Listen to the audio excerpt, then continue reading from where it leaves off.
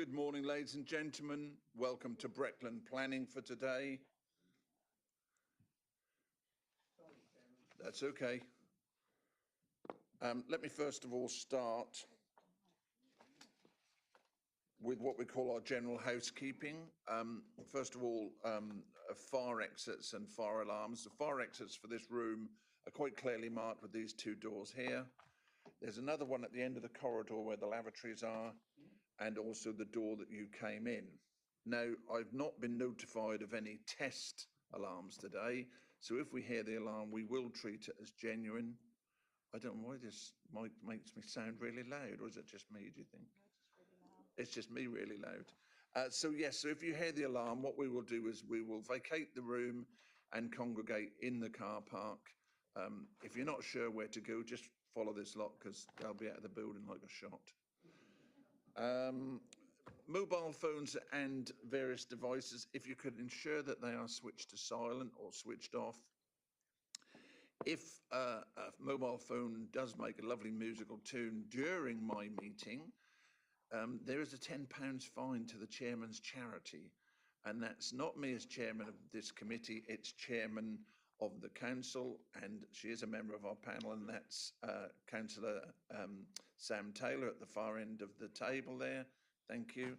And I do this every year. We have another chairman, and I can never remember the charities. We have Chapel Green School and Nelson's Journey. There we go, Chapel Green School and Nelson's Journey. So well done. I don't think she's got very fat off here because I think everyone through the year has been very, very cautious to not part with £10.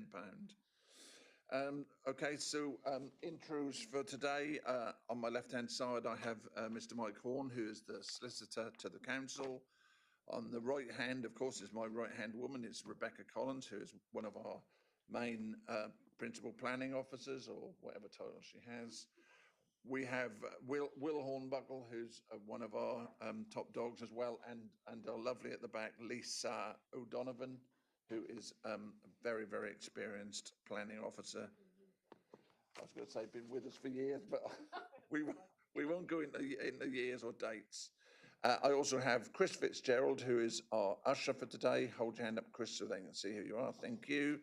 And at the front here, we have Julie Britton, who is our Democratic Services Officer, who's here today to take minutes and make sure we all behave ourselves. So procedure, as each item is raised, I have a list of people who have registered to speak. I would ask you to come and sit on the right-hand side. You've got allotted times. I will tell you as I introduce you for your speaking how much time you've got. And when we're fed up with you or your time is up, one or the other, we will ring a bell. That's not to let you know your room is ready. It's just for you to be quiet. And with the power that I have, I've got a button here which will switch your mic off anyway, and then I can talk over you if you decide. But what it is, when you hear the bell, do not panic, just sum up, right? Not 15 minutes, just sum up and finish. Okay, that's fine. So without further ado, we will go to... Oh, that's even better still. Wow, I love it. There's a little job for you, Chris. I don't know what that's. I'm glad someone was aware of it. So we need some Toblerones for over there. But I think we can continue. We're a little way off making a start on that. So our first item this morning, item 1 on our agenda, is to confirm the minutes of our special planning meeting held on the 16th of October and to confirm the minutes of the meeting held on the 28th of October. Now, I know we've actually confirmed these minutes through full council, but they need to be confirmed through the planning. So we've done it something about face. I'm not going to say it because Christmas is not a nice word. We're doing it the other way around. So if it's okay with you that I can sign those, no problem. Good. There we go, Julie, 2 sets there. Thank you. Lovely. Okay, so item 2, Julie, please. Apologies and substitutes. Thank you, Chairman. I have apologies from Councillor Roger Attewell and Councillor Annie Blackburn, and we have Councillor David Blackburn in attendance as Annie's substitute. Okay, thanks David, thanks for coming in, making our numbers up. Good. Item 3, declarations of interest and representations that you may have received. I will take them as each item is called. Councillor Clark. Yes, just to give you and the committee advance notice, I've also consulted with Mr Horn that when we come to item 10C, Councillor David Blackburn and myself will withdraw from the room just for that one item. Thank you, Chairman. That's fine. Thank you very much. Item 4, Chairman's announcements. Well, Chris has left the room, but yes, I'm going to say it again. Members for panel. I think Chris is just going to chat to you towards the end as you leave the room, just to see if he's got a whole list of dates. If you've never done a panel, I would ask you to do one because they're very good, they're very interesting, they're pretty swift, they're not going to take up much of your time, but we are ending up. That's all right. Oh yeah, stick them around there for now. Oh, there's another one at the end there, Fabian, please. They won't. Yeah. They won't pick up? No, they won't pick up the camera. Oh. Oh well. Thanks. Thanks anyway, Fabian. Yes, so yeah, at the end of the meeting, if you'd like to just have a quick word with Chris, have a look at them dates. And like I say, if you haven't done one, sign yourself up. Or if not, come and listen to one and you'll see how it runs. I think they're very good anyway. And they got my name at the front of it, Chairman's panel, you see, so got to be that good, innit? Also, I know you've been waiting all year to hear it. 9 sleeps to centre. That's all there is now. I know our first meeting was something like 300 and whatever to go, and you've waited all this time, but now it's 9 sleeps. And that's to everyone who's listening in as well, all over the world, or at least all over Breckland. So that's me done on that. Right, item 5, request to defer applications. None at all. Item 6, urgent business. None at all. So item 7, local plan update. And that's you today, Rebecca. Thank you. Yep, thank you, Chairman. So the Regulation 18 consultation on the local plan concluded at a minute to midnight last night on the 15th of December, and the consultation ran for just over 6 weeks. And as of yesterday morning, we've received 725 responses. As part of the consultation, we carried out drop-in consultation events during the day at all of the market towns, which were well attended in the main, with the highest attendance in Swaffham and Watton. We then held evening events, 2 general events for anyone who was unable to come into Elizabeth House to discuss any aspect of the plan, and 2 events, one at Elizabeth House and one in Attleborough, to discuss the large allocations at East Tuddenham and Roundham and Larling. Whilst the East Tuddenham event was worthwhile, there were limited attendees. However, the Roundham and Larling event resulted in around 65 people attending. On the back of this high attendance and at the request of local people, we held an additional event for Roundham and Larling site from afternoon into the evening in East Harling, where approximately 75 people attended. In total, we spoke directly to over 400 people, which we think demonstrates very good engagement in our local plan process. For people who were unable to attend the events, we held an online town hall event. This was, along with the other events, advertised on social media, which reached 16,500 people, of which 770 people clicked through to the consultation page. The event had around 70 people watching at any one time and allowed participants to ask questions through a chat function, to have questions read to Sam and Gemma and answered live at the event. There were a significant number of questions submitted, and any that weren't answered owing to time constraints were answered online in writing. The recording is also available to watch on our YouTube channel. The next stage is to review all of the consultation responses, including those from statutory consultees, and putting them together in a document with a view to publishing them in a few months. As you can imagine, this is a large piece of work which will take time to thoroughly examine the responses and then review the plan and continue drafting the Regulation 19 local plan. At present, the timetable is still being met, and we're looking at going to Regulation 19 consultation in July 2026. Thank you, Chairman. Thank you very much. Everyone okay with that? No questions following on from that? Councillor Gilbert. Thank you, Chairman. I've been reading the Norfolk County Council Local Nature Recovery Strategy.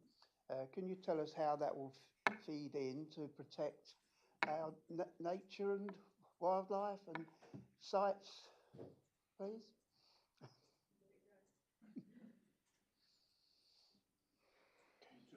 Oh, sorry.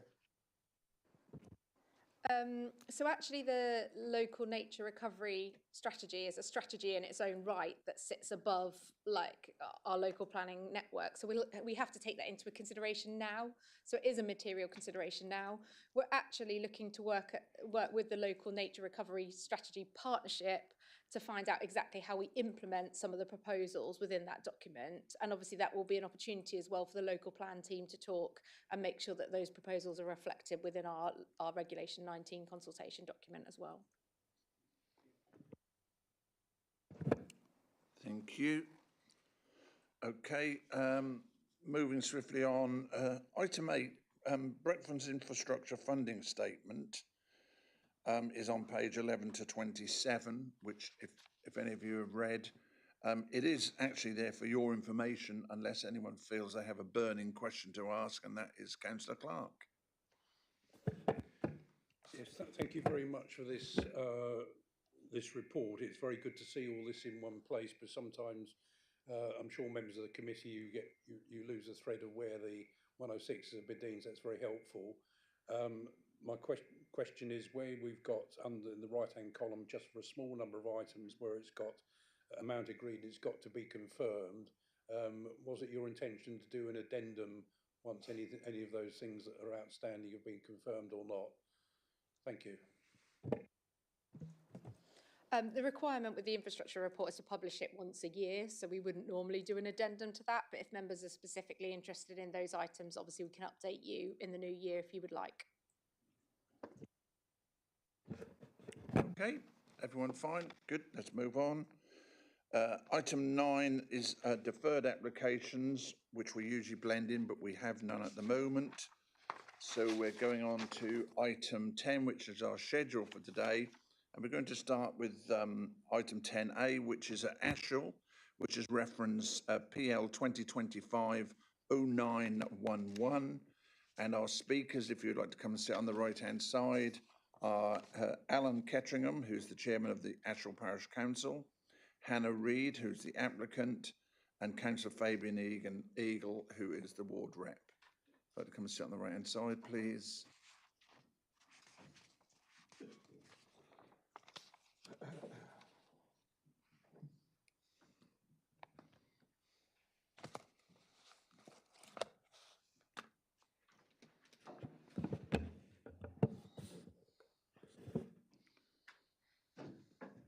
Good, all nice and comfy. Over to you then, please, Will. Thank you, Chairman. Why is it in sharing? Did you share? Yeah. No, Teams. Sorry. In the window.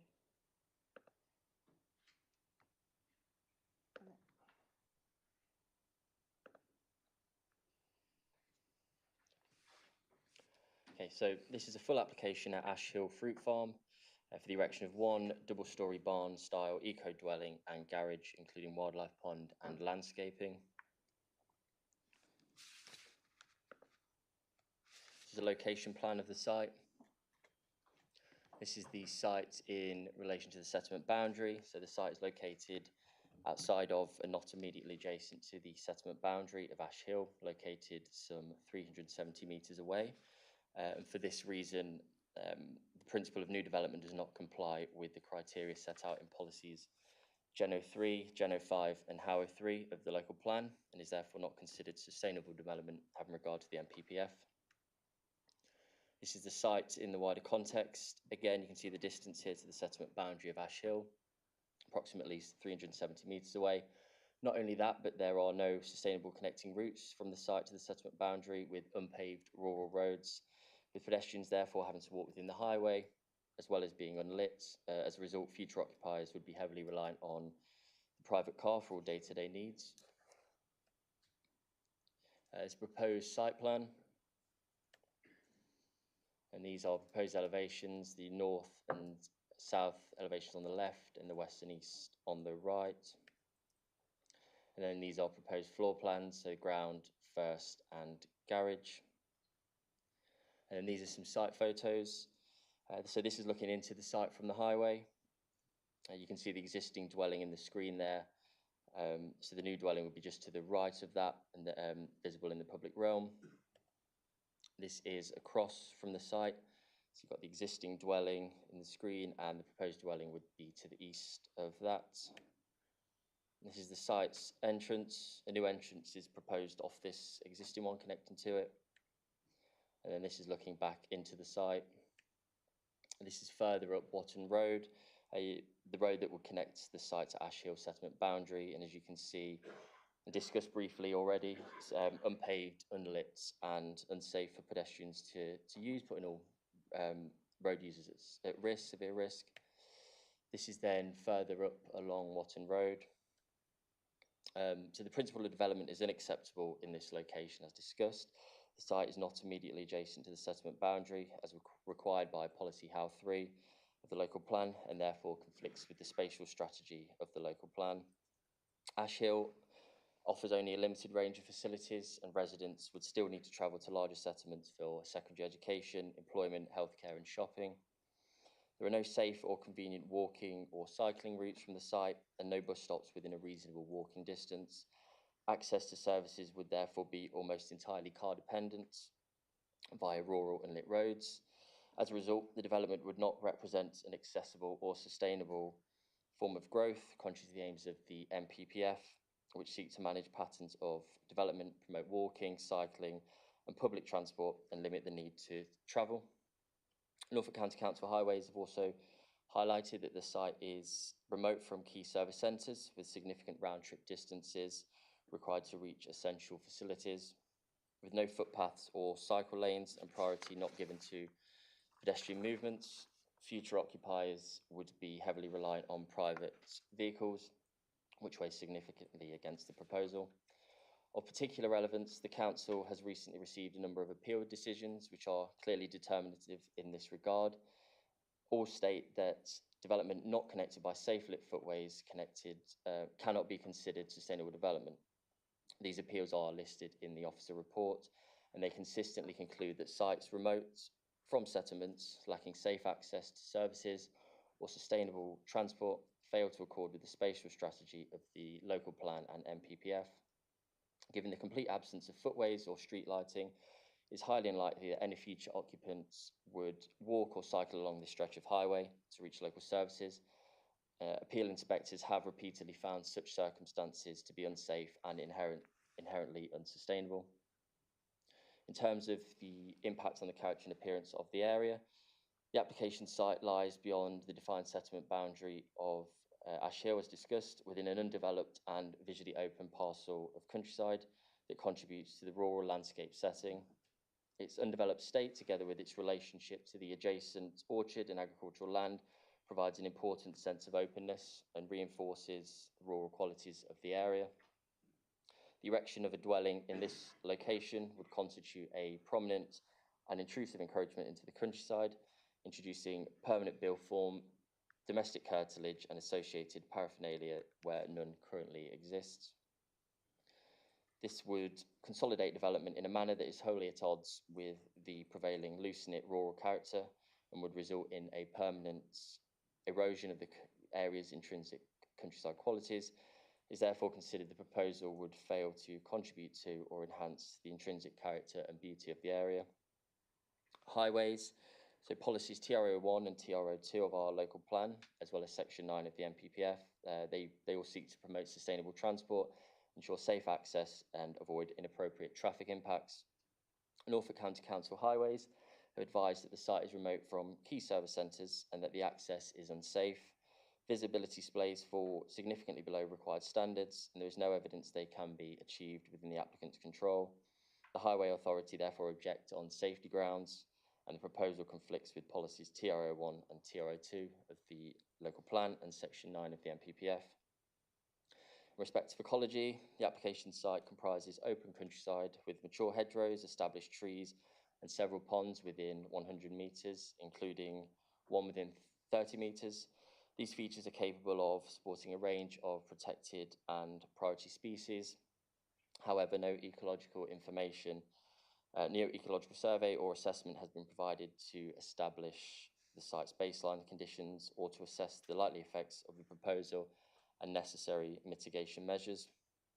In the absence of such information, it is not possible to determine the implications of the development for ecology or biodiversity, or demonstrate how net biodiversity gain would be achieved. Accordingly, the application fails to address the requirements of policy ENV02 of the local plan and section 15 of the NPPF. Self-build. While the applicant expresses an intention for the dwelling to be self-build, there is currently no binding evidence submitted to secure this. In this absence, the council must therefore assess the scheme as standard market housing, and limited weight can be given to the self-build claim. Further, the proposal would therefore be subject to the full requirements of the local plan policies in the NPPF, including biodiversity net gain, which has not been demonstrated. The proposal results in clear and significant conflicts with the development plan due to its unsustainable location, unsafe access, landscape harm, and lack of ecological information. These harms significantly and demonstrably outweigh the limited benefits. Therefore, for the reasons outlined and as set out in the officer report, the application is recommended for refusal. Thank you. Thank you, Will. Okay, Councillor Eagle, would you like to go first or last? I'll go last, if you don't mind. Fine, that's fine. So we have Alan Ketteringham, who's the chairman of the Ashall Parish Council. Good to see you, sir. You have 3 minutes. Thank you, Chairman. I am here today as chairman of Ashall Parish Council to give our support for the planning application. We believe that villages should be vibrant with a mix of residential dwellings and small businesses where possible, where local people can work and give something special back to the community. This is what the Ashall Orchard and Farm Shop has done for many years. They do employ local people as well as try to make a living for themselves.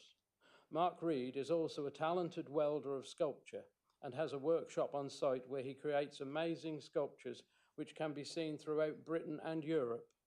He does this also teaching others the art. The time has come for the older generation to be more closely looked after as age has crept up on her. Also, for security reasons, there needs to be more of a presence on site. The home for Mark, Hannah and their family will be a self-build, eco-friendly building, as you can see from the plans. Yes, the proposal is outside the present village guidelines, but the Parish Council consider this to be a special case due to the orchard, which has been in existence for as long as I can remember, and also the farm shop, which so many people support. Transport. A regular hourly bus route is within 100 metres of the site.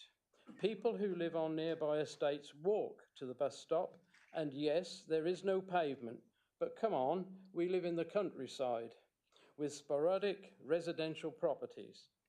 This new home will be in close proximity to the original home, and another property is situated opposite, also with a modern church building and car park opposite.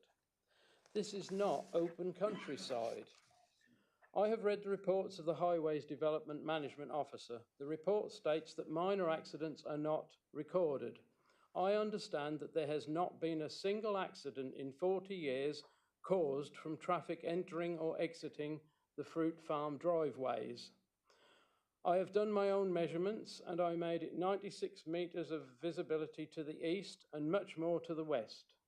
Anyone using the Watton to Swaffham Road knows that you cannot go faster than 30 miles an hour, as you cannot negotiate the bend to the east without slowing down.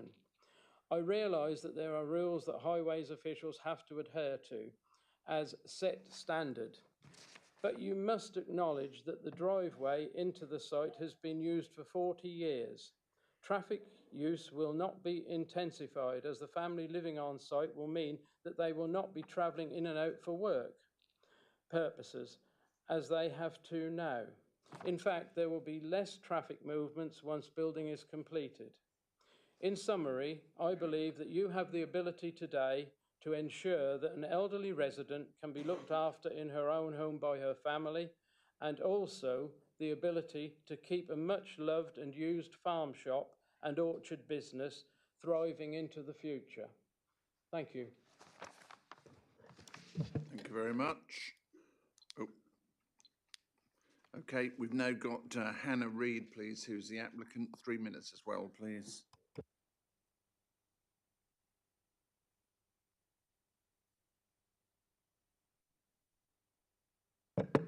Sorry. Thank you for the opportunity to speak today for myself and my family. We wish to self-build an eco-barn-style family home designed by my husband, an artist, whose quest is to construct a house entirely by ourselves and to learn and pass on all this knowledge gained to our children. This is not speculative development.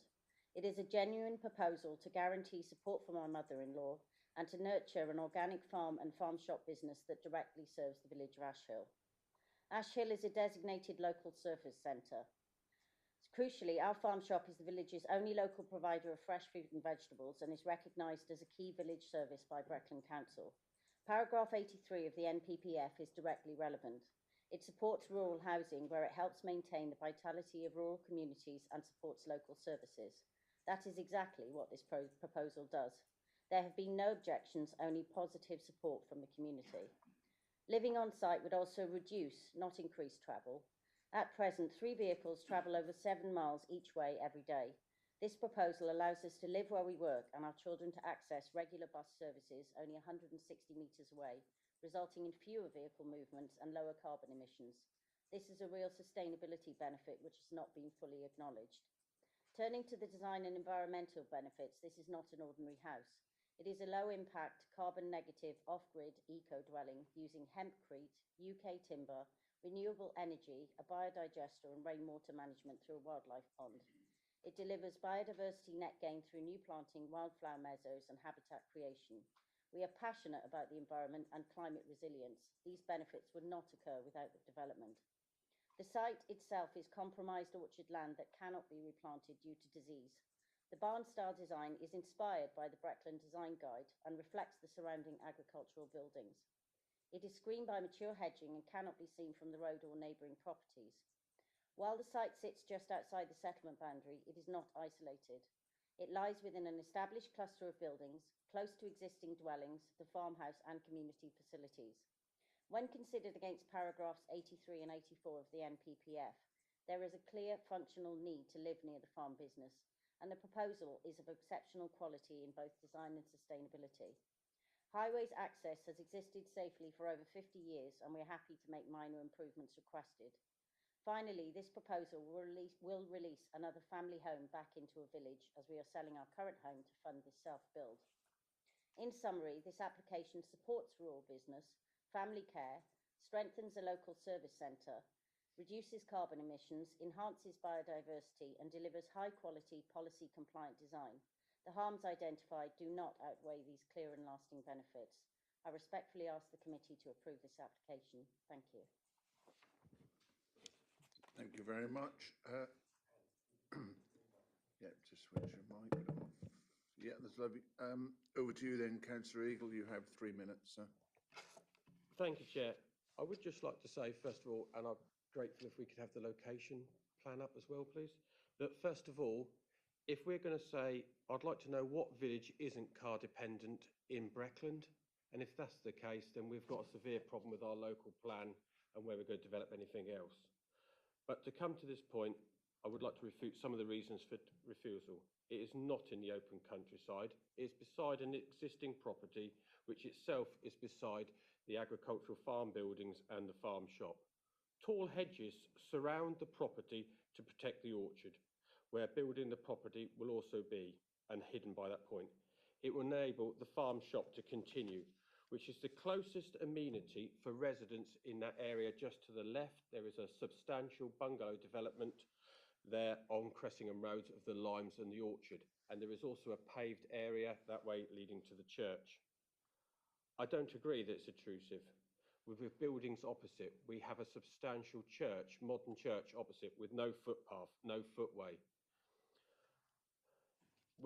And there is existing, we have passed for existing barn conversions nearby as well. We have, as this council, made a lot of noise about ensuring people can live and work in their home village, but we appear to be ignoring that when it actually comes down to the facts.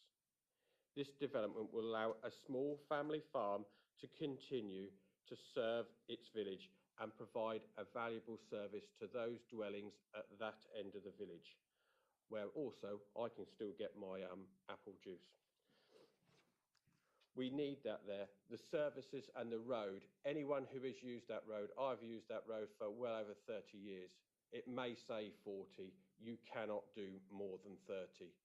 And it does annoy me slightly that highways, when we have asked to have a trod or a footpath installed on that area, they've said the data doesn't match the need and requirement for it, despite there being a church. Yet suddenly they can say there isn't anything needed. It's a contradiction from highways, and I think they need to take a step back and look at it.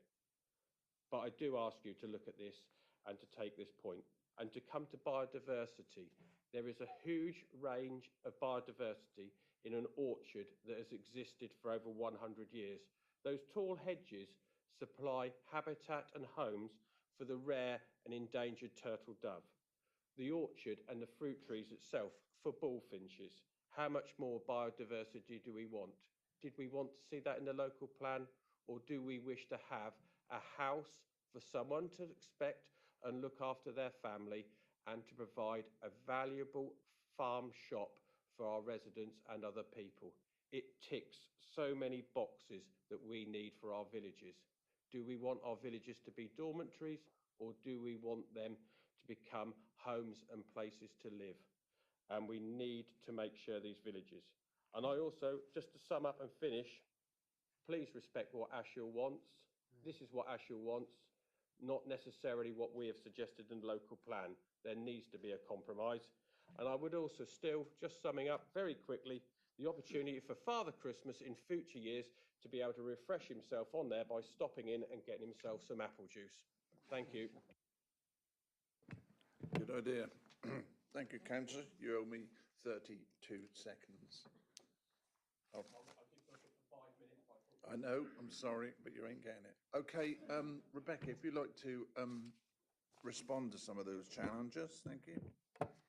Members, I do need to remind you that the local plan is your starting point for making any decision, and you have to start with the local plan. You can, of course, consider other material considerations, and you may have heard some set out today, but your starting point is the local plan. You cannot rule out sustainable development on the basis that there are other places in Norfolk that are car dependent. The national planning policy framework in which your local plan is set against and requires you to consider sustainable development. And there are 5 appeal cases, and we've had more since, that are set out in your committee report, which clearly set out what the inspectorate feels is sustainable development. And they are very, very clear in every single one of those appeal decisions that you can only have sustainable development where you're linked sustainably to that village with a public footpath. A lot of them mention lit, but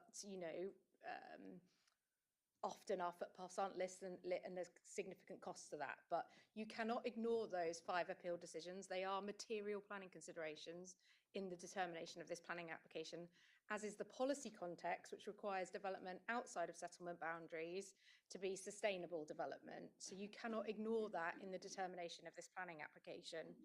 This is an open countryside location because your local plan tells you that everything outside a settlement boundary is in the open countryside. However, members, having said all that, like I started, there may be other material planning considerations that you want to put in the planning balance that outweigh the harm that's generated by unsustainable development, because it is unsustainable development and you have 5 appeal decisions telling you that. And also it is development in the open countryside contrary to your primary policies, which is policy how free of the local plan.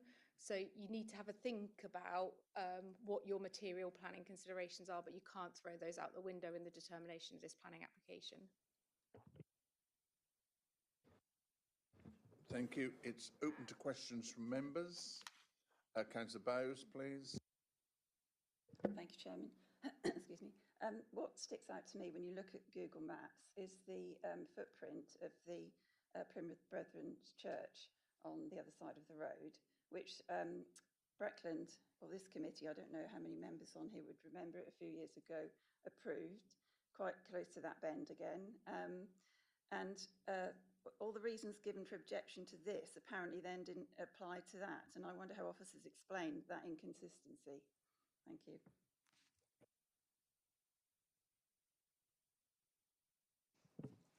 What did you say it was, a church? Yeah, okay. So one, each case would be on its own merits. Two, when was it considered? Was it pre our current local plan? Because I've been here 7 years, and you're shaking your head at me. I don't know, but is it older than? Because our local plan's 5 years old. Is it older than 5 years? But also, members, I come back to this point of, was there other material planning considerations for having it in that unsustainable location? Was there a matter of planning gain? Was that the only location for that? Was there something else there that it replaced? I don't actually know the answers to those questions, and I'm not intending to have those answers. But the important thing, members, is each case is considered on its own merits. You must consider this application on its own merits, and there's no precedent argument in planning. Councillor Bambridge, please.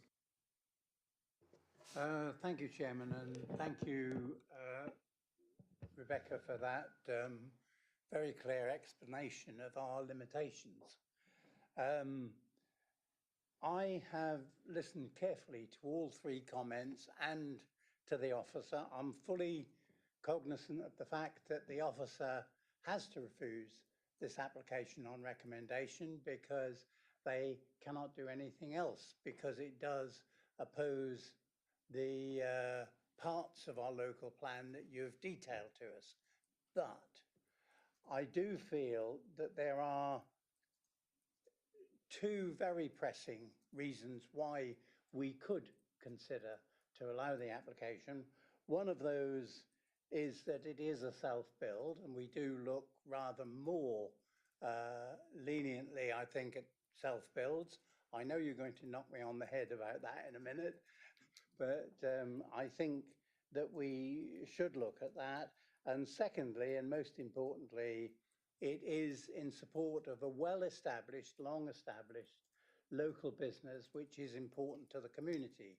And I can declare that I lived in Ashhill for 11 months, probably 20 odd years ago. So I'm very well aware of the site, and it was a business then. And as a third and supporting reason for us to be able to consider this, it is in direct location to other homes and, as has been said, the church. There are homes opposite. That road is walked upon regularly by many local people, including in the dim and distant me. So I think we do have considerations. I'm interested to hear what other people say, but I think we have got considerations we can apply to it. Thank you. Thank you. Councillor Kybird, please. Thank you, Chairman. In the wider scheme of things, there's very little more sustainable than a carbon negative building, and I don't know what our test would be for demonstrating that, but if it can be clearly demonstrated it is carbon negative, and that would include electric vehicle charging, etc., then most of the arguments against sustainability fall. Thank you. Rebecca.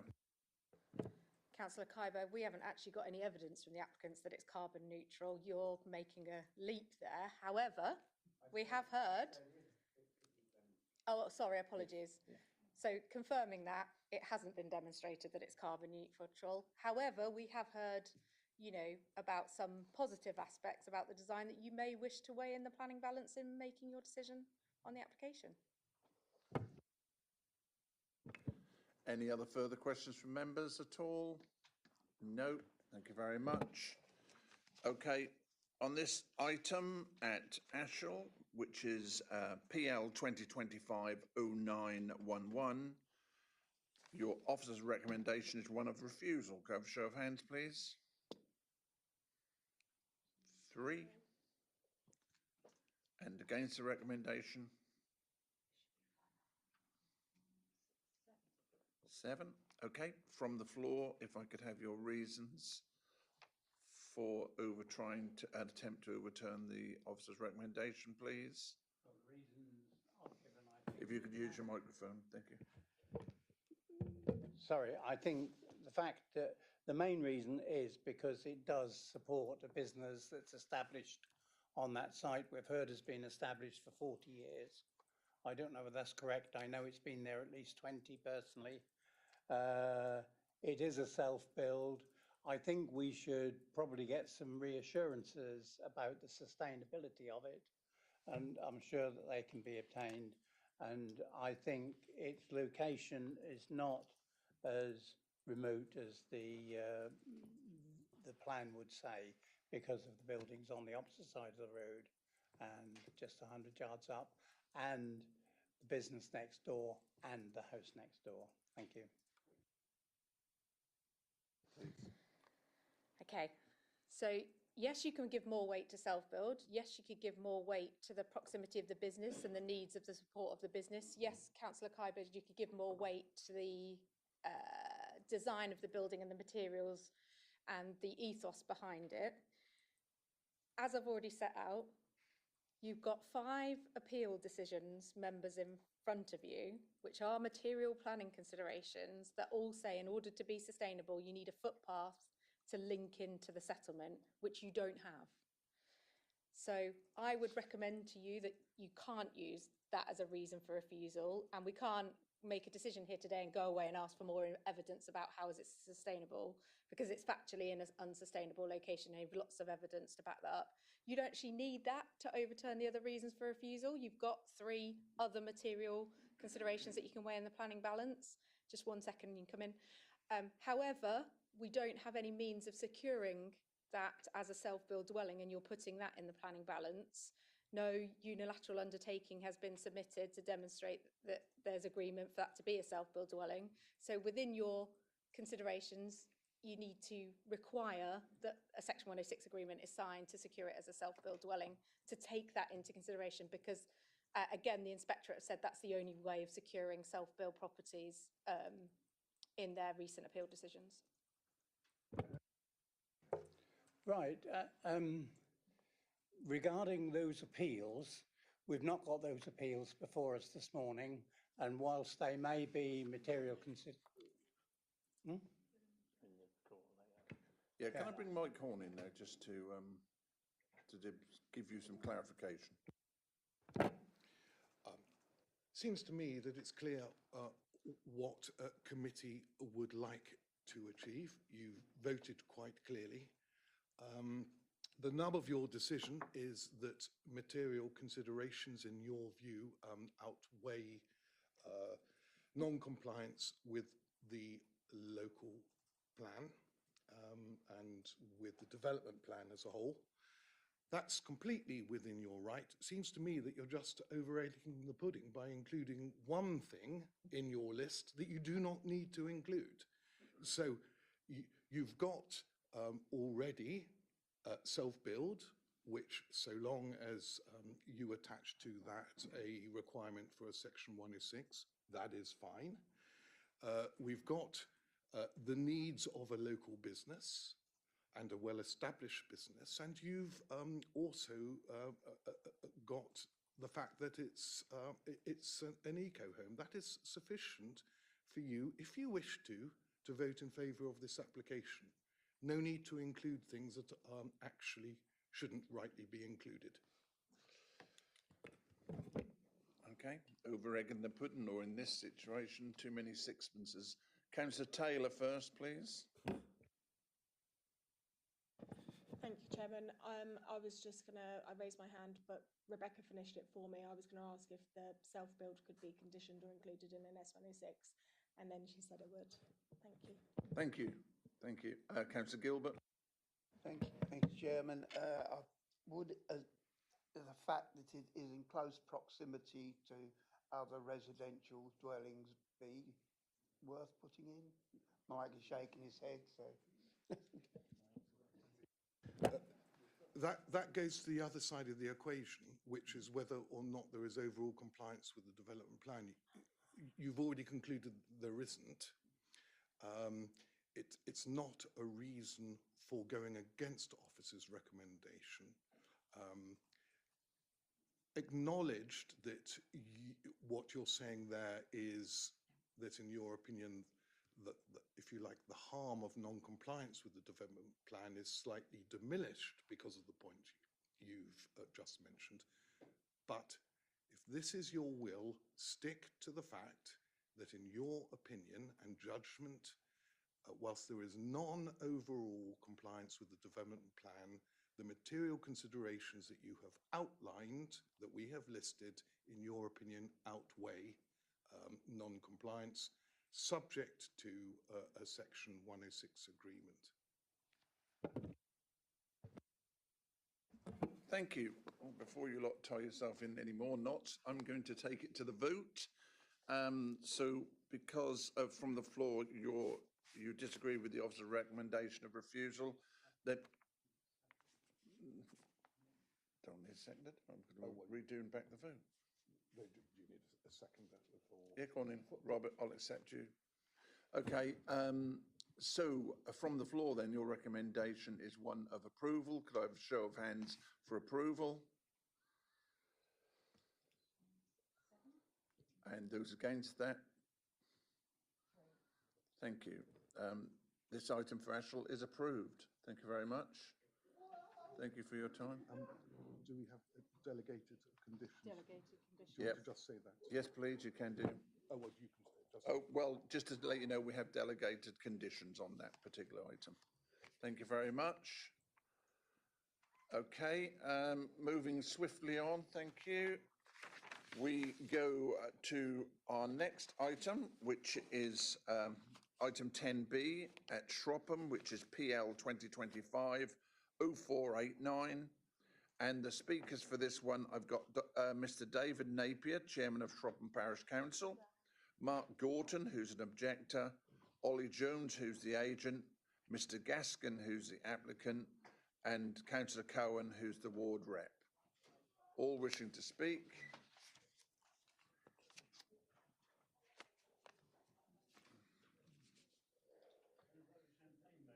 It did sound like, you know, Christmas was round the corner. Okay. Are you feeling up to this, Lisa? I'll get through it. Good. Yeah, she's not fully with us today, but she's going to do her best. Thank you, Chairman. Take it away. What an introduction. Thank you. So the application relates to the erection of 4 dwellings and garages on land to the south of Harven Road in Shropham. One of the dwellings is proposed as self-build, the 3 others will be market dwellings. This is a slide just showing the location plan in relation to other existing development and businesses opposite. And the site and the wider context there just clearly showing the traditional Norfolk poultry unit opposite and the existing dwellings either side. A slide here just showing the site in relation to the existing defined settlement boundary, the proposed site plan, and just a slide just showing the elevations and street scene along the existing adjacent development. Some photographs showing the newly built adjacent development to the side, and then just photographs within the site itself with the boundary treatments of the existing development shown.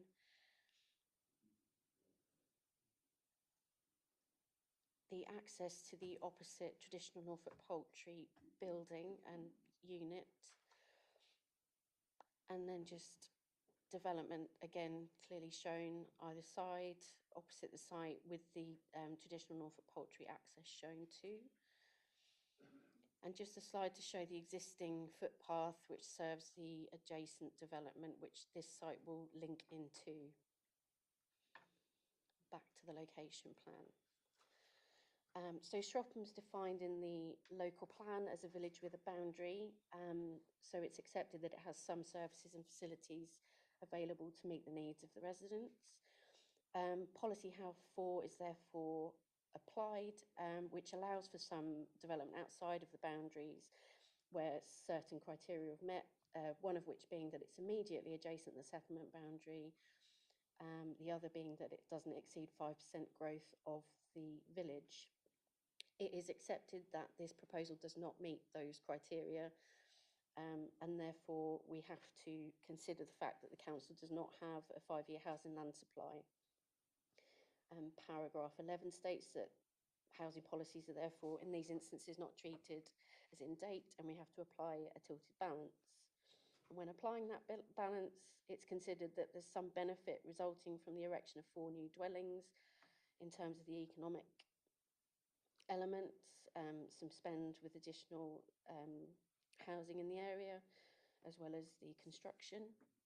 In terms of social, it adds 4 new homes. Shropham is identified as a village with a boundary, so it's accepted that it has services and facilities, including employment, to serve its residents. With the linked footpath within the site to the existing footpath adjacent, these are within walking distance and cycling distance, and there is footpath provision. In terms of environmental impact, there's no significant environmental harm identified. The proposal matches the existing linear pattern of the existing development either side, and it doesn't restrict any important landscape character views. As stated, the proposal matches the existing linear development either side of the development site. The surrounding dwellings include a mix of single and 2-storey homes. The proposed design and scale of the dwellings are consistent with adjacent development, which includes forward garages. We accept that the Breckland local design guide doesn't seek to promote these. However, given the context of the existing adjacent development, these were considered acceptable in this instance. So in terms of character and appearance, the proposal was considered acceptable.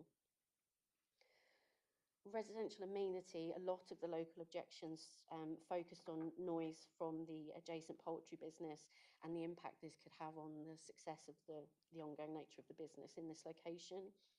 Both the business and the applicant have produced noise assessments. However, the environmental health team have considered both noise assessments and consider that the proposal can be made acceptable with certain elements including trickle vent windows. There's an acoustic fence shown along the frontage, both of which have been conditioned, and the environmental health team have raised no objection on this basis. In terms of highway safety, again, a number of the concerns raised were in relation to traffic speed, additional vehicular movements. The Highways Authority have raised no objection subject to conditions. They did request that the trees, there's some 2 Category C trees along the frontage. They asked for these to be removed. However, the tree officer objected to the removal, said that they could be retained subject to crown reduction. So this has been conditioned that the trees remain, but the crowns are lifted. In terms of ecology, the proposal is considered acceptable in terms of its ecological impact and biodiversity net gain requirements, and ecology have raised no objection subject to conditions. The self-build element has been secured by a unilateral undertaking, and the title check has been completed to ensure this is provided. So overall, we accept that there is a conflict against HAL 4, but due to the lack of 5-year housing land supply, the tilted balance warrants the application be approved in this instance, subject to conditions and legal agreements. Thank you, Chairman. Thank you, Lisa. Okay. Councillor Cohen, would you like to go first or last? Chairman, I'd like to go last, and just to remind you that I'm speaking not only as a ward councillor, but as a portfolio holder in Breckland for finance, which includes business opportunity. Thank you. Right, so with your posh hat on and your uniform as well, that's fine. Okay, we've got Mr. David Napier, who's the chairman of Shropton Parish Council. 3 minutes, please, sir. Good morning, Chairman. Thank you. Traditional Norfolk poultry is an excellent business. It is extremely well run and it is a very good employer. It's not Mark Gordon who's telling me that, it's the head of maintenance. And he's worked in other similar operations elsewhere and he said it is incredibly good. TNP is an integral part of the village and is a strong supporter of what goes on in the village and gets very strong support from the whole of the parish council. Added to which I should say that TNP are no trouble at all. Initially, there were some rumblings from when the bun was put up, but the important point about that is that the family who were grumbling at the time are still there and they're very happy. And the wife works for the police. And I think this is a remarkable achievement, given that there is an output of 7.5 million chickens per year, and the turkey runs to just over 500,000. Now, if this application was approved, this is in all likelihood will change. Not just thinking of TNP, but for the occupiers of the houses that would be built, because the noise and the smell and the light at night. And in this respect, I would say that Mark Gordon's letter is by far the strongest that I have ever seen in any application, and I've been there for a few years. In fact, for the you may put up vents and things, but the most difficult one for the occupants of the houses would be the lights, because there is a 24-hour operation. And as all the HGVs going out from TNP have to turn left, because there's a 7.5 weight restriction limit just to the right, you're going to get every night, all those lorries are going to be flooding, all their lights go straight into the upstairs windows of those houses. And as you know, many HGVs have lights right at the very top. I think that would be a very considerate disincentive for this.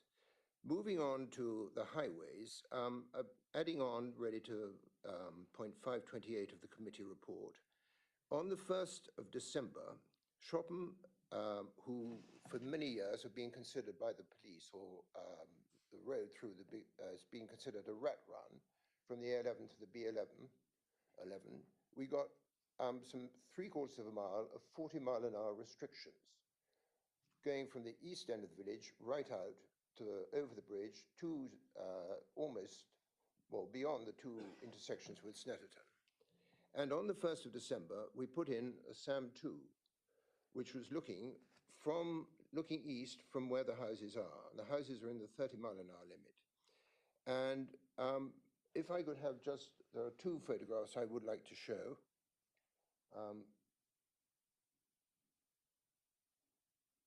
Lisa? Sorry. Don't worry, David.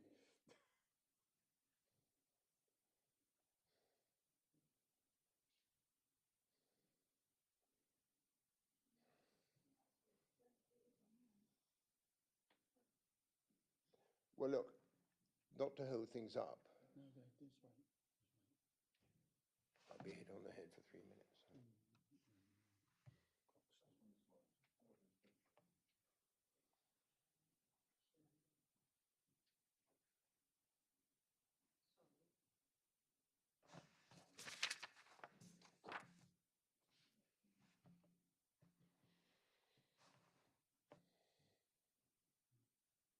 There, that's the first one, and that is looking east from where the houses would be built.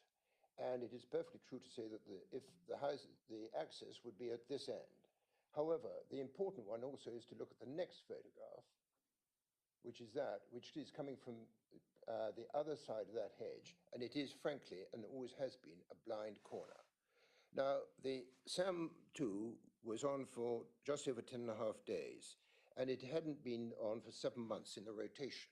And the interesting statistics in those 7 months is there's an 18% increase in vehicles, going up from just under 1,500 to over 1,700. The maximum speed is still 75. That has not changed. There have been no change in the number of vehicles going over 50, which is when the whole of May was 276. And it is reasonable to say that there are over 400 vehicles a day which do exceed the speed limit. Some of those are at the low level, and frankly, as the person who draws this up says, they're probably not paying proper attention. But there is a significant number of those who, if you're speeding at 50, you're doing it deliberately. You're not just sort of wandering along. Now, there has not been crashes along there, but my point is that this significantly increases the risk. So the new 40-mile-an-hour limit is still a new thing, and as the person who's drawn it up said, thus people are conscious of it. Once it has been in place for a few months, it is quite possible that speeds will go up again. So, Mr. Chairman, for those reasons, I would ask that the application is refused. Please. Thank you very much. Our next speaker, we've got Mark Gorton, who's an objector. 3 minutes, please, sir.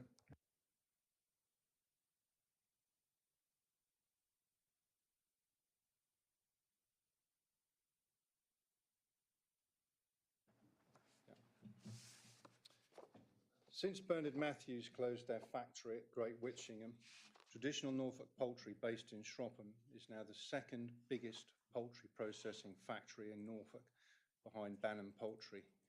My name is Mark Gorton and I'm the owner of TMP, and we are located directly opposite this proposed development. We have a very good reputation within our village, which is remarkable given the sheer scale of our operation that stretches to almost 9 acres, 75,000 square feet of factory, and operates 24 hours a day, 7 days a week. The drawings on the screen show the scale and proximity of the factory to the proposed development.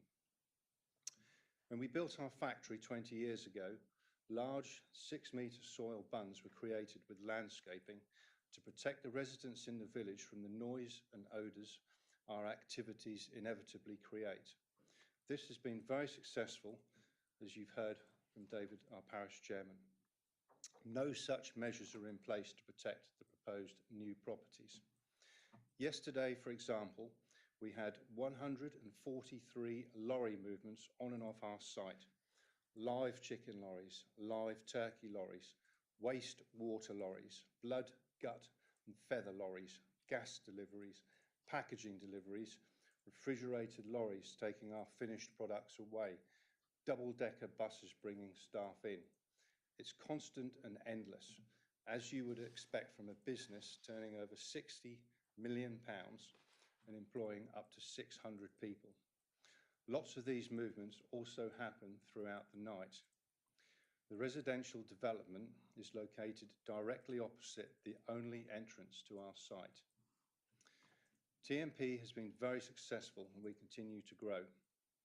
We have new contracts starting in the spring, which will increase our throughput by a further 20%.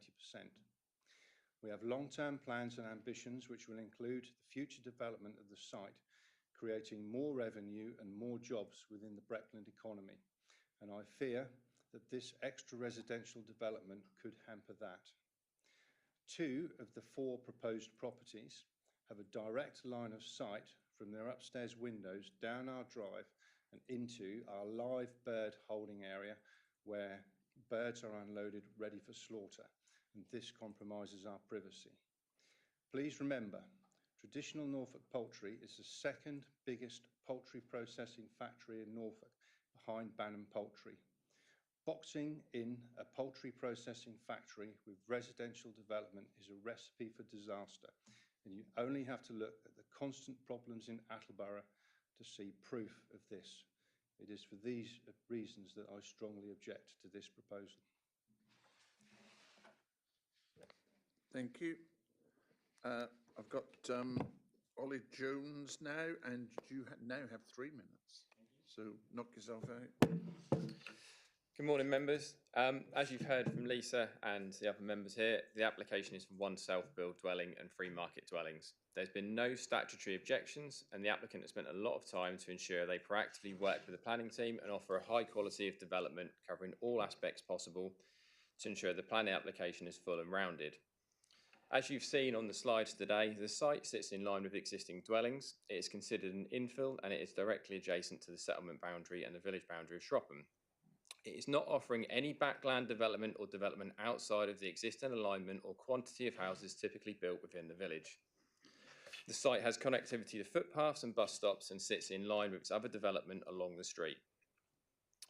The applicant is a builder and intends to build the plots himself as well as his own self-build, so the infrastructure and skills used will be local trades and local people. They have a good history of delivering high-quality dwellings within the local area and are well known to other local trades.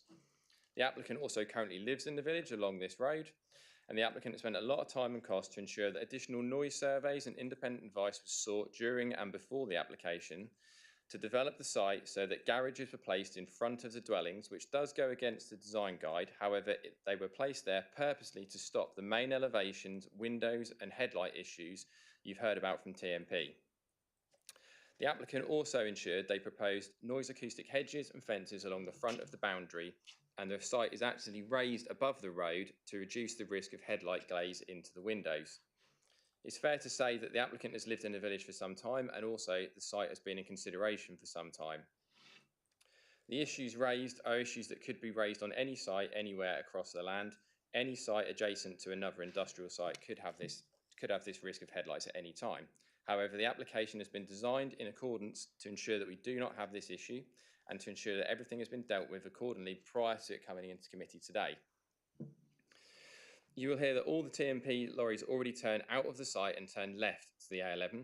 The applicant and the parish have also confirmed there are no current issues or concerns within the village, and it would be a fair assumption to assume that why would 4 additional dwellings cause any further change to this? The site also offers parallel visibility, which has been provided along the street frontage and is within the 40-mile-an-hour speed limit. There are other planning applications adjacent and around the site which would further box TMP into its own site. The site is already surrounded by houses, and there are houses closer to the applicant's site and to the TMP site than where we are proposing these dwellings. They currently do not raise concerns and have not raised any issues to date with the TMP site. The applicant and myself as the agent will be happy to answer any questions and queries from the committee. Thank you. Thank you very much. I've got Councillor Cohen now, please, and 3 minutes, sir. Thank you, Chairman. Members, you've heard that this site has been under consideration for some time. I can agree with that. When this site came before this committee many years ago as part of an extended development of those existing 6 dwellings, it was discussed and debated with the Chief Planning Officer here at Breckland with a site visit, and determined that actually the strategic gap, which is now being called an infill, was significantly important for a number of reasons. One, it was actually a strategic gap which broke off the linear development of the village, so it fragmented into sporadic development down the Harven Road. That was one significant reason. But the overarching reason for our senior Chief Planning Officer at the time, John Berry, to say, no, this site shouldn't be developed, was the proximity of the access into TMP for the reasons that you've just heard. It's also of interest to note that TNP is not noted on any signage for fairly obvious reasons. It's known as Oak Tree Business Park because there are serious concerns about activism that may occur. You've seen a slide up there earlier on which purports to show a street view. It doesn't show the street view at all. All you'll see from the street is at least a 2 metre, maybe 2.5 metre high acoustic fence. This is totally out of character with any village in Norfolk, let alone Shropham, and I think is disingenuous to suggest that the site is being designed in order to avoid some of the problems. So you'll have noticed that part of the conditions require the windows actually to be sealed, because the acoustic report requires all of the windows to have acoustic baffles in the trickle vents, which means you can't open windows, because if you open the windows, you get the noise. I think that's a little, again, disingenuous. We're not expecting people to open windows, or we're not expecting people in the fullness of time to replace windows which don't have those. These aspects of this application concern me significantly, not least the fact that all that is mentioned on the drawing is an acoustic fence. And yes, it's conditioned, but it doesn't say how high it needs to be. It doesn't say who's going to maintain it. It just says it needs to be maintained. So I think there are significant issues related to this application, which I think would actually not go down well in the community, not go down well with anyone who might see it in the future. TMP, as you've heard, is a significant business in Breckland. We've seen elsewhere in Breckland where housing has been developed around existing industrial and business units, that business units then are forced either to reduce their capacity or actually to close and move elsewhere, largely because we've granted housing permissions in their vicinity. This is back to front planning. This activity exists. It's a significant player in our Breckland economy. And I really believe that in the fullness of time, those 4 houses are what we might call the straw that breaks the camel's back, because they will be affected by vehicle movements, not just lorries turning left, but of course the farms are to the north. And even though there might be a weight restriction, those farms are entirely allowed to access that site from the other direction. Thank you, Chairman. Thank you. It's open to questions from members. Councillor Bowes, please. Thank you, Chairman. Well, recently an application was refused under delegated powers in my ward, which is Watton, which is in very close proximity to Cranswick. Now, I supported that decision as my concerns were around noise and odour issues that could arise and almost inevitably would arise, and that to build housing in such close proximity to the type of business Cranswick is would not be fair to that business or to residents alike. So I am finding it really hard to understand why officers are recommending approval, given the similarities, and really my question is why?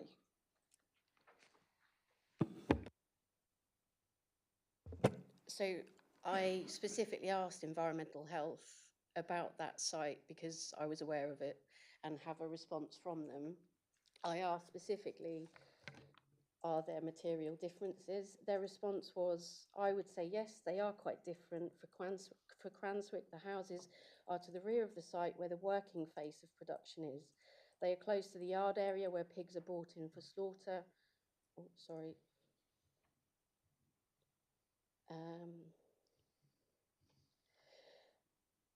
So they are close to the yard area where the pigs are brought in for slaughter and the waste, blood, tanks and skips are situated. The noise assessment showed that noise levels in the outdoor areas could be met with a fence, but the tonal element of squealing pigs could not be overcome. Doors and windows would need to be closed to mitigate indoor noise, and in addition there was an issue of odour. So there were considered to be material differences. They said TMP, whilst also a large concern operating throughout the night, the noise is not as significant. I understand that the noise report showed in general that noise was not an issue, but some low frequency noise from plant was noted, which could be remedied using trickle vents. Amenity in outdoor areas was satisfactory and traffic noise could be mitigated with the fencing to the front. To my knowledge, there have never been odour complaints associated with TMP, and whilst we have had noise complaints in summer periods, these were houses backing directly onto the site. Thank you. Councillor Blackburn, please. Thank you. It seems like the officers have taken everything into consideration. It seems to me like this is a commercial decision. If this developer wants to build 4 houses, it's up to them to sell them and get a buyer for them. Is it just a planning consideration that everything has been met and now it's a commercial decision for them to build and try and sell them? Does it, everything seems to have been taken into consideration by the officers. I can't see the problem with what's gone on.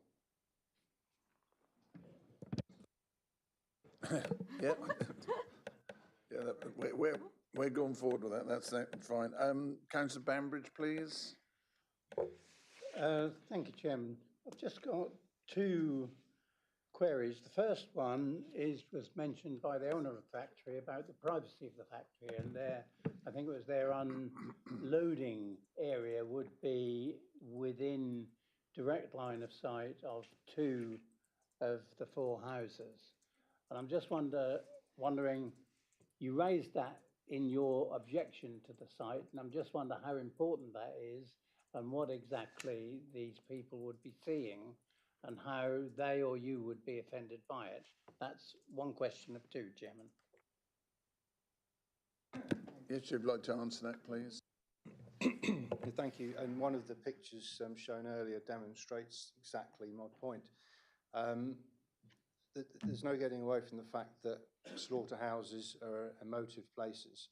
And unloading, bringing chickens into our factory to be slaughtered, whilst it's okay with the majority of people, lots of people object to that considerably. And as Phil Cowan mentioned earlier, we are subject to animal rights activists the same as any other slaughterhouse. The line of sight from the two houses, from the upstairs windows, and the picture demonstrates it perfectly, goes straight into our lairage where live chickens are taken off, and within half an hour those birds will be slaughtered, and that's, as I say, a very emotive subject for some people.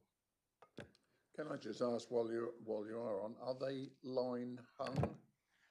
They're gas stunned, Mr. Chairman, in a purpose-built Okay, gas chamber. terrific. I didn't know, because years back, I might be confident, they used to hang them on a line, and they used to be. I beg, sorry. Okay, I'll bear that in mind. Next time I mention it, I'll get you to put your fingers in your ears. I've got Councillor Wilkinson, please. Oh, no. Thank you. My comment is, could that be mitigated? But I'm happy for that to be dealt with by officers. And the second question is, why can there not be mitigation of the light and noise to the houses? I mean, there's been some suggestion of that, and I'm just wondering really why that cannot be effective. I appreciate what's been said about the number of vehicles and the style, but I just wanted to have that clear in my mind. Sorry, aim to the officer, yeah? Do you want the officer? Yes.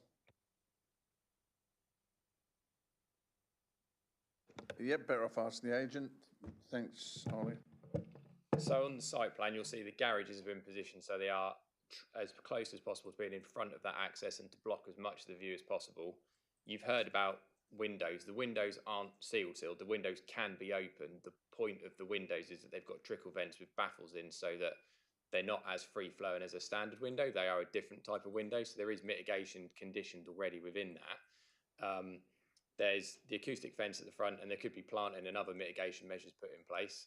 A lot of it is down to emotive and preference. They could, if there's lights going up and down a road, which there already is, they can have blinds and curtains and things, but there could be other mitigation measures put in place that can be discussed. It just depends on how much mitigation there is. It's going to be down to what it is and what's proposed, really. There can be mitigation put in place, and there's been a lot already suggested and added into the conditions.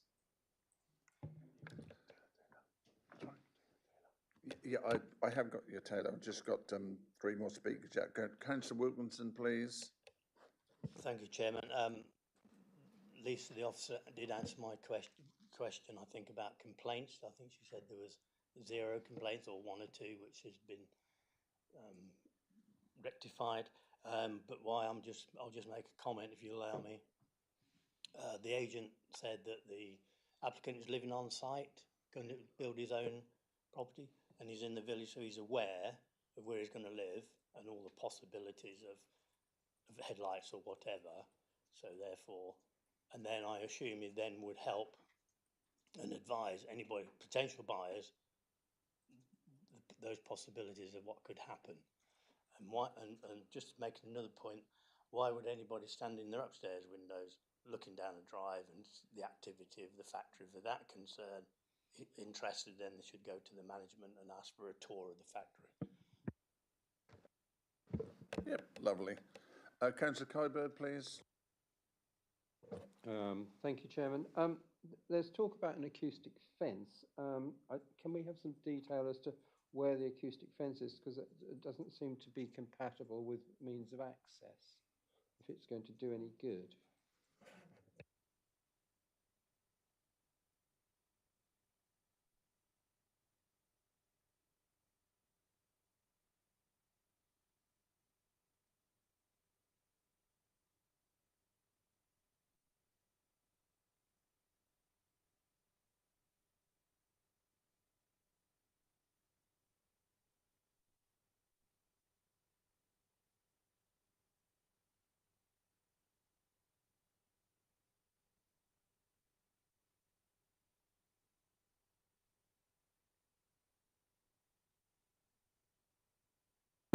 here, the access point here. So it doesn't affect sort of visibility coming in and out of the site. And we have conditioned details of it to be submitted before and agreed with us before, so. Okay, thank you. As a supplementary to that and the comments about the street scene, I mean, you need a composite hedge and fence there, I would suggest, to make it compatible with the visual street scene. We can certainly add detail to the condition. Yeah, noted. Councillor Taylor, please. Thank you, Chairman. On the site location map that you had, am I right in thinking that there's housing adjacent either side of the plot for the proposed development, and also housing adjacent to the factory on the same side of the road as the factory? Yeah, okay. And because I'm just struggling myself to understand if there's already the principle of development and there's houses adjacent either side and on the same side of the road, so in closer proximity of the factory, why people think that this would cause an issue for the factory. And I note some comments were made about Bannon Poultry in Attleborough. So I'm actually the council's liaison member for Bannon Poultry, and it falls within my ward. And they have a turnover of 90,000 birds a day. 900,000? 900,000 birds a day. So that's obviously significantly more than the turnover that you're having in your factory. And while we do receive complaints about Bannon Poultry, that is predominantly seasonal. And also, it wasn't actually that long ago that some flats, I think it was 15 dwellings, were actually erected directly opposite Bannon Poultry, given that it's actually a far more significant scale. And actually, we had a Bannon Poultry liaison meeting just this week, and no residents attended. Two, but they were from the Buns Bank site, Not from the Station Road site where the factory is. So for me, I'm sitting here and I'm looking at this and I'm just thinking, well, the officers have done everything to condition and mitigate all of the issues that there would be in regards to obviously the fact that you've made accommodations for the windows. If anyone did have any problems with the lighting, obviously they could hang curtains. And really that is an issue for the person that's moving in. But in terms of complaints, if the factory's doing what it should be doing, and there's other people there that aren't complaining already, I can't see a logical explanation for why these people would. Okay, just to bring that back to historic with regards to this site, the site was originally proposed that that a factory unit was built there, and I'm not sure if it's 8 total houses at the front, and it was what we classed at the time as a hand-in-glove application because the factory was there. The principle being that people would live in the houses and walk up the driveway to work, and stop some of the traffic, unnecessary traffic movements, instead of people having to come in from Thetford or Attleborough or surrounding villages. But there was then a fire in the factory and it stood empty for considerable time, waiting for insurances and what was going to happen. And one of the biggest complaints when the factory came back to have a new planning application was that the people who lived in the houses that didn't work in the previous factory complained quite strongly against the principle of having a factory in behind their houses. But it was overruled and it was set back again. And then I believe, I'm not sure if it was TMP that came in originally. So that's where that one progressed up from. The other houses, the new builds that are there now, are slightly away from the entrance. And the principle of some of the complaints are the fact that the driveway down, there will be, well, I believe possibly just one house right in front of that driveway. But with the acoustic fence, etc., the planning officers decide that it's acceptable. But that decision is yours. I've now got Councillor Bowes, please. Yeah, thank you. I just think that just because there is already housing within proximity to, especially a factory like that, doesn't make it right to build more housing there. And I'd also like to ask, how do officers actually fit this in with Breckland's design code? Because I wouldn't think that, I just don't think it fits with that if you're going to put more houses near the type of factory that, that this is. With a fence. And it's all very well talking about mitigation, but you're mitigating because it's not right, if you see what I mean.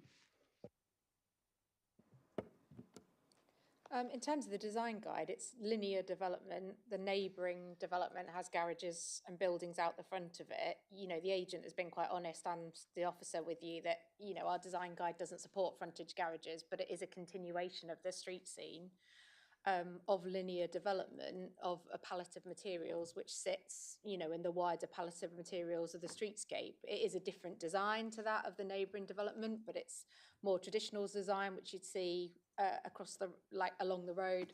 And there is a significant mix of dwellings down there. I think the important factor for this development is its linear and frontage, and that's what it does.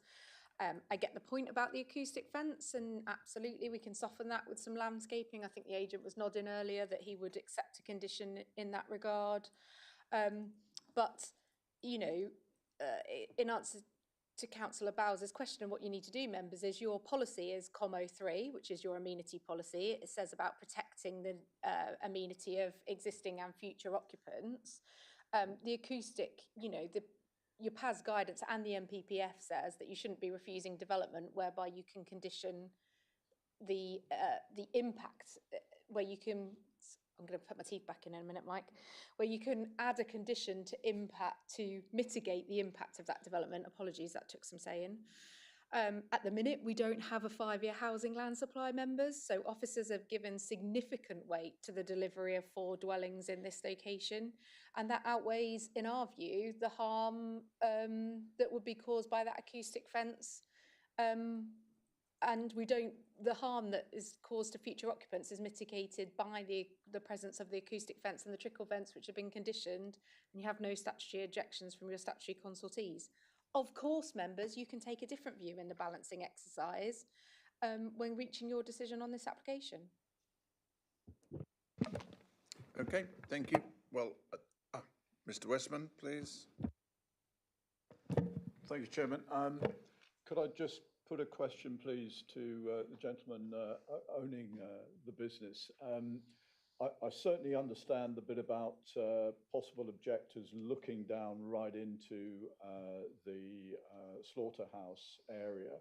Could you please just clarify from a business perspective how, if this is approved, how would that work to the detriment of your business? Yes, we're concerned that, as I said, about boxing the poultry factory in and bringing more residents into our vicinity. As the business expands and grows, and we come back to the planning process to expand the business, we're going to potentially come up against more objections from more residents.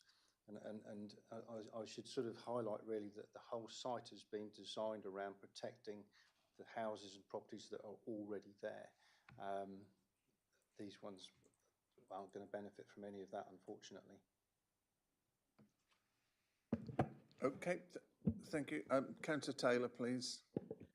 Thank you, just for indulging me quite quickly. I'm an Attleborough member, so obviously I've lived 40 years with Bannon Poultry on my doorstep, and I think I understand the company's concerns. However, people can move into those houses that are already there and complain. So that the argument for your concerns around complaints coming in that could stifle your business or affect your business is a possibility if any one of your neighbouring residents sells their home and new tenants move in, new people come into the community. And I moved from South London borough to Norfolk, and I listened to people complain about cockerels crowing and stuff. If you move to an area that has that sort, you are to expect that sort of thing. And I would hope anyone moving to the vicinity would appreciate that they're moving to a house that has that type of business on its doorstep. But your argument around complaints, for me, just doesn't uphold, because anyone moving into one of the existing properties could complain. Okay, thank you. Right, no further questions. I'm going to take the vote, if you don't mind. So this is for Shropham, PL 2025-0489. Your officer's recommendation is one of approval. Could I have a show of hands, please?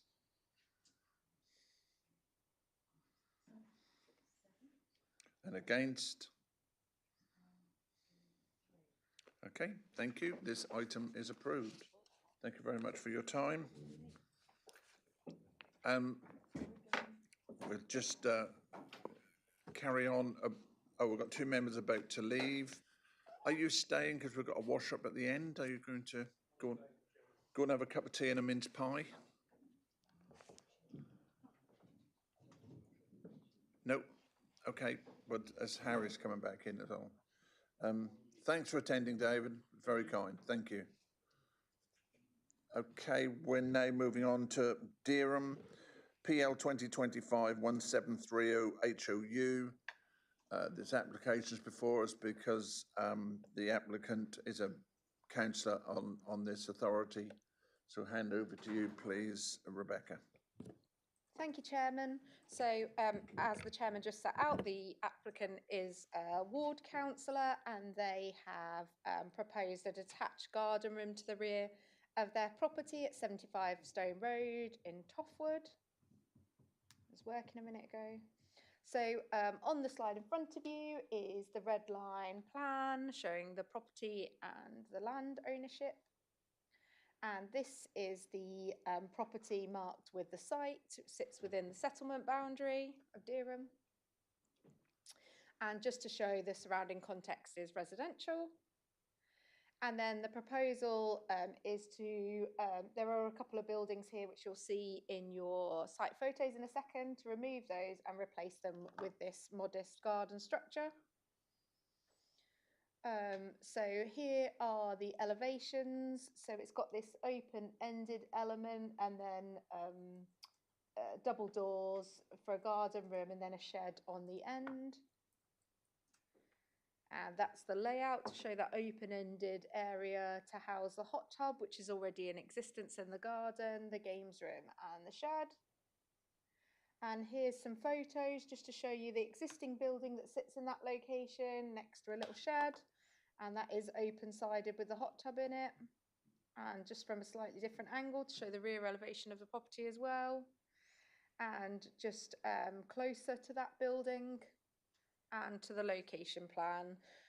So the application's been assessed in accordance with planning policies. You'll note from the officer report that the building lies, it's small scale, it lies to the rear of the property, not visible from the street scene and therefore is considered acceptable on character grounds. It's a garden room for an existing property, so the principle is accepted. You'll note from the officer report that previously environmental health raised some concerns about noise and disturbance from the hot tub. However, that's already in existence at the property, has been for some time, and there's been no neighbouring complaints. And on that basis, environmental health removed their concerns and have no concerns with regards to impacts on amenity, nor do officers. There's an existing close bordered fence along the boundary of the site and an existing building that this will replace, and therefore there's unlikely to be any amenity impact to neighbouring properties. And on that basis, members, we recommended this one for approval. Do you have any questions at all? Oh, right, Councillor Kybird, then Councillor Wilkinson, please. What is the actual footprint of the building? I can't see that in the report.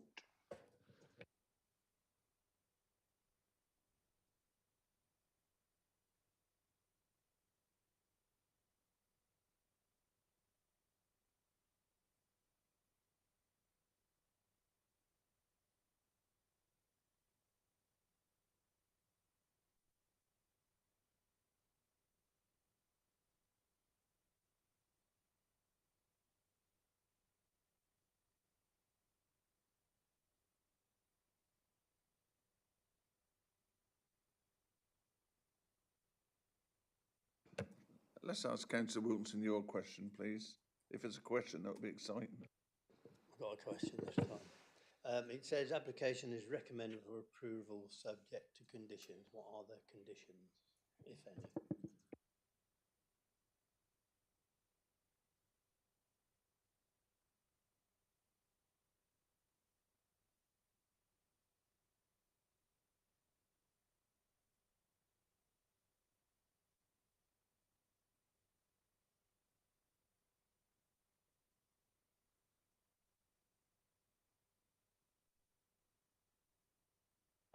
The conditions will be at the end of the report, councillor, and there'll be the time condition.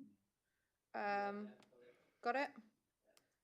I don't know if there's any others, but there will definitely be a time condition. And a plans list and materials to be as specified. Size? No. No?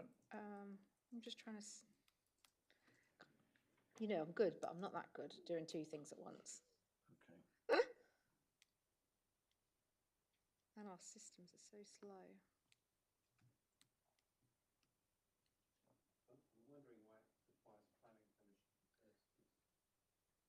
I think it's the ridge height in proximity to the fence. You can't be more than 2 metres, within 2 metres of a fence, can you? And it slopes up. I don't think the application form will have the site size on it, but I'm happy to be proved wrong.